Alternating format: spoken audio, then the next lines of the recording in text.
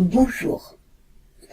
Dans un entretien précédent, je vous ai évoqué le fait de méditer en conscience.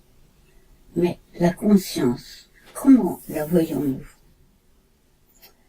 Daniel Borg, un grand scientifique, dit que c'est l'énigme la plus difficile à résoudre pour la science. Elle est l'essence de notre façon de nous percevoir. Dans la religion, quand on parle de conscience, on évoque l'âme mystérieuse. Mais la nature de la conscience n'est pas seulement une question pour la science, c'est une question aussi d'éthique. Avons-nous le droit de supprimer la vie, même par amour?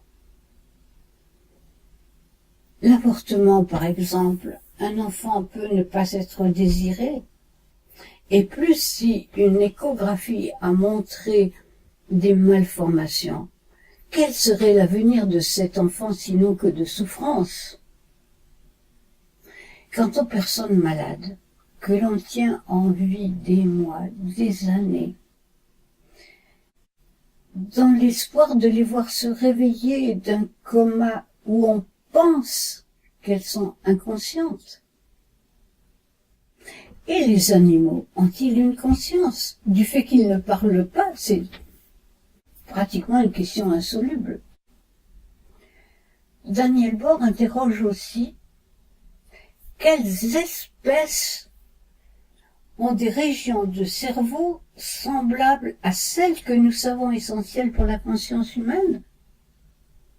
Et il rajoute, pour mon grand bonheur et mon admiration, en conséquence, je suis végétarien, comme plusieurs éminents chercheurs sur la conscience. Je me suis amusé par ces détours à aborder le sens de la conscience. Je ne suis pas certaine de vous avoir captivé, mais je voudrais avoir mis l'accent sur l'importance, l'intérêt de méditer en conscience.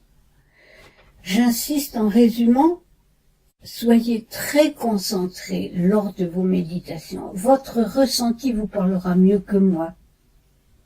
Et votre méditation sera absolument et certainement, assurément, très profitable. Pour les plus fidèles, vous aurez remarqué une évolution de guérison de mes taches de soleil. On perçoit de fines pellicules de peau qui commencent à se détacher, donc patience, patience. Au revoir.